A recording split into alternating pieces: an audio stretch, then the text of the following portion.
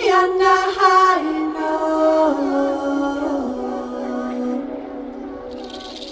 everybody and welcome back to Quarantine Kids Storytime.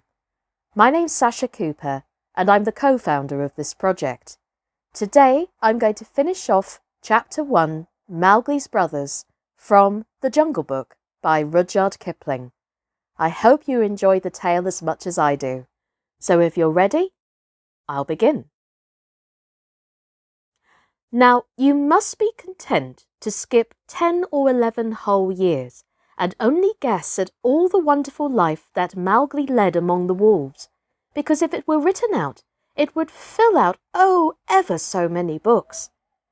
He grew up with the cubs, though they of course were grown wolves almost before he was a child, and Father Wolf taught him his business and the meaning of things in the jungle, till every rustle in the grass, every breath of the warm night's air, every note of the owls above his head, every scratch of a bat's claws as it roosted for a while in a tree, and every splash of every little fish jumping in a pool meant just as much to him as the work of his office means to a businessman. When he was not learning, he sat out in the sun and slept and ate and went to sleep again. When he felt dirty or hot, he swam in the forest pools. And when he wanted honey, Baloo told him that honey and nuts were just as pleasant to eat as raw meat. He climbed up for it, and that Bagheera showed him how to do. Bagheera would lie out on a branch and call, "Come along, little brother." And at first, Mowgli would cling like the sloth, but afterward he would fling himself through the branches almost as boldly as the grey ape. He took his place at the council rock too, when the pack met, and there he discovered that if he stared hard at any wolf, the wolf would be forced to drop his eyes, and so he used to stare for fun. At other times, he would pick the long thorns out of the pads of his friends, for wolves suffer terribly from thorns and burrs in their coats.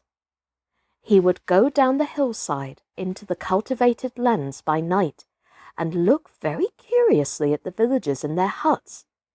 But he had a mistrust of men because Bagheera showed him a square box with a drop gate so cunningly hidden in the jungle that he nearly walked into it and told him it was a trap. He loved better than anything else to go with Bagheera into the dark, warm heart of the forest, to sleep all through the drowsy day, and at night see how Bagheera did his killing. Bagheera killed right and left as he felt hungry, and so did Mowgli, with one exception. As soon as he was old enough to understand things, Bagheera told him that he must never touch cattle, because he had been bought into the pack at the price of a bull's life. "All the jungle is thine," said Bagheera, "and thou canst kill everything that thou art strong enough to kill. But for the sake of the bull that bought thee, thou must never kill or eat any cattle, young or old. That is the law of the jungle." Mowgli obeyed faithfully. And he grew and grew, strong as a boy must grow who does not know that he is learning any lessons, and who has nothing in the world to think of except things to eat. Mother Wolf told him once or twice that Shere Khan was not a creature to be trusted, and that some day he must kill Shere Khan. But though a young wolf would have remembered that advice every hour, Mowgli forgot it, because he was only a boy, though he would have called himself a wolf if he had been able to speak in any human tongue. Shere Khan was always crossing his path in the jungle, for as Akela grew older and feebler, the lame tiger had come to be great friends with the younger wolves of the pack, who followed him for scraps, a thing Akela would never have allowed if he had dared to push his authority to the proper bounds. Then Shere Khan would flatter them, and wondered that such fine young hunters were content to be led by a dying wolf and a man's cub. "They tell me," Shere Khan would say, "that at the council ye dare not look him between the eyes." And the young wolves would growl and bristle. Bagheera, who had eyes and ears everywhere, knew something of this, and once or twice he told Mowgli in so many words that Shere Khan would kill him some day. And Mowgli would laugh and answer, "I have the pack, and I have thee, and Baloo, though he is so lazy, might strike a blow or two for my sake. Why should I be afraid?" It was one very warm day that a new notion came to Bagheera, born of something that he had heard. Perhaps Iki, the porcupine, had told him, but he said to Mowgli when they were deep in the jungle, as the boy lay with his head on Bagheera's beautiful black skin, "Little brother, how often have I told thee that Shere Khan is thy enemy?" "As many times as there are nuts on that palm," said Mowgli, who naturally could not count. "What of it? I am sleepy, Bagheera, and Shere Khan is all long tail and loud talk, like Mao the peacock." "But this is no time for sleeping. Baloo knows it. I know it. The pack know it, and even the foolish, foolish deer know it. Tabaqui has told thee too." said Mowgli. "Tabaqui came to me not long ago with some rude talk that I was a naked man's cub and not fit to dig pig nuts. But I caught Tabaqui by the tail, and I swung him twice against a palm tree to teach him better manners." "That was foolishness. For though Tabaqui is a mischief maker, he would have told thee of something that concerned thee closely. Open those eyes, little brother. Shere Khan dares not kill thee in the jungle for fear of those that love thee. But you remember this, Akela is very old, and soon the day comes when he cannot kill his buck, and then he will be leader no more. Many of the wolves that looked thee over when thou wast brought to the council first are old too, and the young wolves believe, as Shere Khan has taught them, that a man-cub has no place with the pack. In a little time thou wilt be a man." "And what is a man that he should not run with his brothers?" said Mowgli. "I was born in the jungle. I have obeyed the law of the jungle, and there is no wolf of ours whose paws I have not pulled of thorn. Surely they are my brothers." Bagheera stretched himself at full length and half shut his eyes. "Little brother," said he, "feel under my jaw." Mowgli put up his strong hand, and just under Bagheera's silky chin, where the giant rolling muscles were all hid by the glossy hair, he came upon a little bald spot. "There is no one in the jungle that knows that I, Bagheera, carry that mark, the mark of the collar. And yet, little brother, I was born among men, and it was among men that my mother died, in the cages of the king's palace at Oodeypore. It was because of this that I paid the price for thee at the council when thou wast a naked cub. Yes, I too was born among men. I had never seen the jungle. They fed me behind bars from an iron pan, till one night I felt that I was Bagheera, the panther, and no man's plaything. And I broke the silly lock with one blow of my paw, and came away, and because I learned the ways of men, I became more terrible in the jungle than Shere Khan. Is it not so?" "Yes," said Mowgli. "All the jungle fear Bagheera. All except Mowgli." "Oh, "Thou art a man's cub," said the Black Panther very tenderly, "and even as I returned to my jungle, so thou must go back to men at last, to the men who are thy brothers, if thou art not killed in the council." "But why? But why should any wish to kill me?" asked Mowgli. "Look at me," said Bagheera, and Mowgli looked at him steadily between the eyes. The big panther turned his head away in half a minute. "That is why," he said, shifting his paw on the leaves. "Not even I can look thee between the eyes, and I was born among men, and I love thee, little brother. The others, they hate thee because their eyes cannot meet thine, because thou art wise, because thou hast pulled out thorns from their feet, because thou art a man." "I did not know these things," said Mowgli sullenly, and he frowned under his heavy black eyebrows. "What is the law of the jungle? Strike first, and then give tongue. By thy very carelessness they know that thou art a man. But be wise.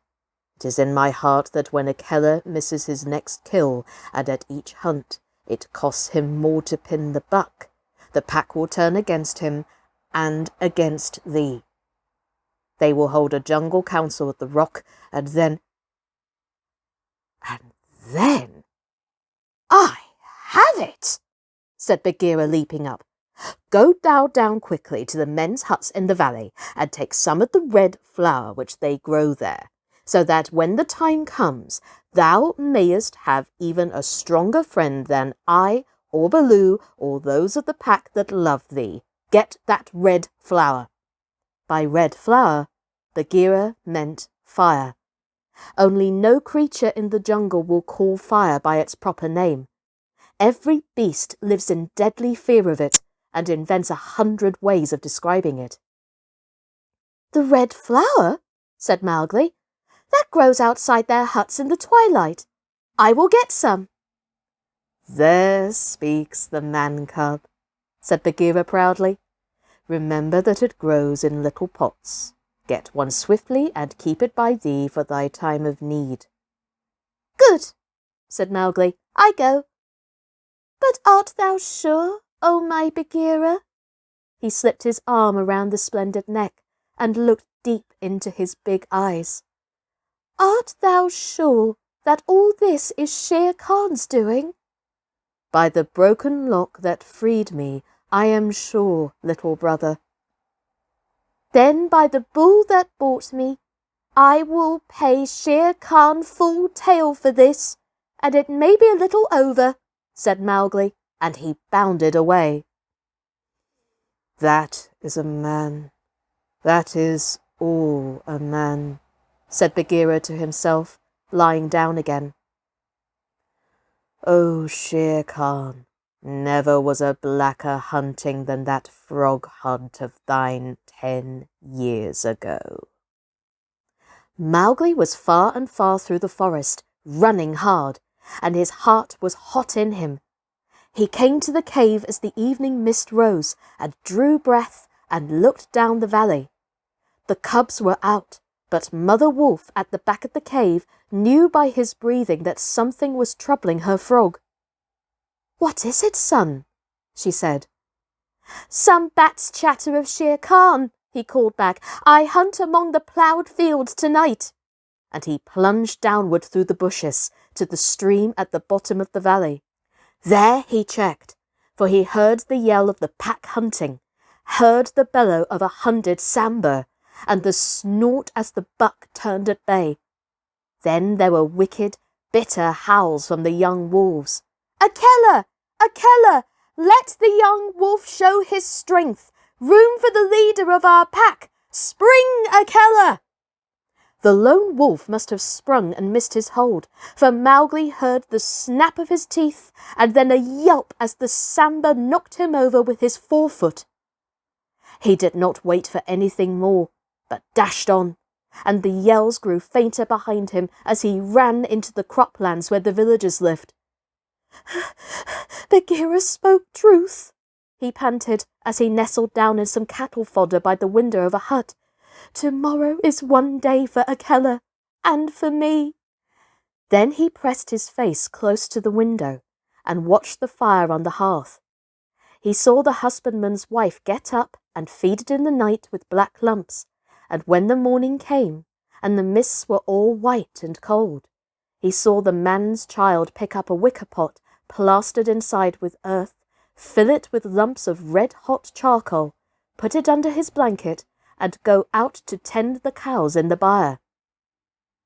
"Is that all?" said Mowgli. "If a cub could do it, there is nothing to fear." So he strode around the corner and met the boy, took the pot from his hand, and disappeared into the mist while the boy howled with fear. "They are very like me," said Mowgli, blowing into the pot as if he had seen the woman do. "They are very like me," said Mowgli, blowing into the pot as he had seen the woman do. "This thing will die if I do not give it things to eat."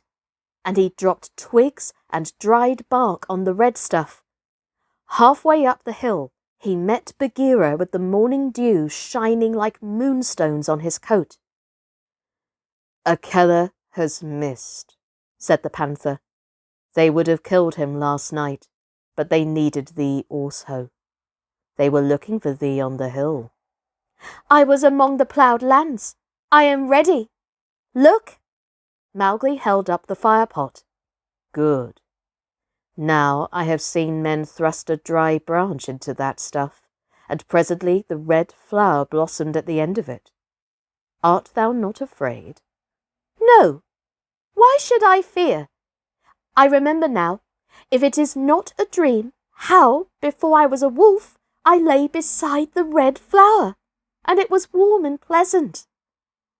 All that day Mowgli sat in the cave, tending his firepot and dripping dry branches into it to see how they looked. He found a branch that satisfied him, and in the evening, when Tabaqui came to the cave and told him, rudely enough, that he was wanted at the council rock, that he laughed until Tabaqui ran away. Then Mowgli went to the council, still laughing. Well, I don't know about you, ladies and gentlemen, boys and girls, but I can't wait to see what happens next. Tune in tomorrow to find out what happens to Mowgli next at the Wolf Council, and what will he do with that red flower. This will be the final part of Mowgli's Brothers from The Jungle Book by Rudyard Kipling. My name's been Sascha Cooper, and this has been Quarantine Kids Storytime. Take care of yourselves, everybody, and stay safe. Bye-bye.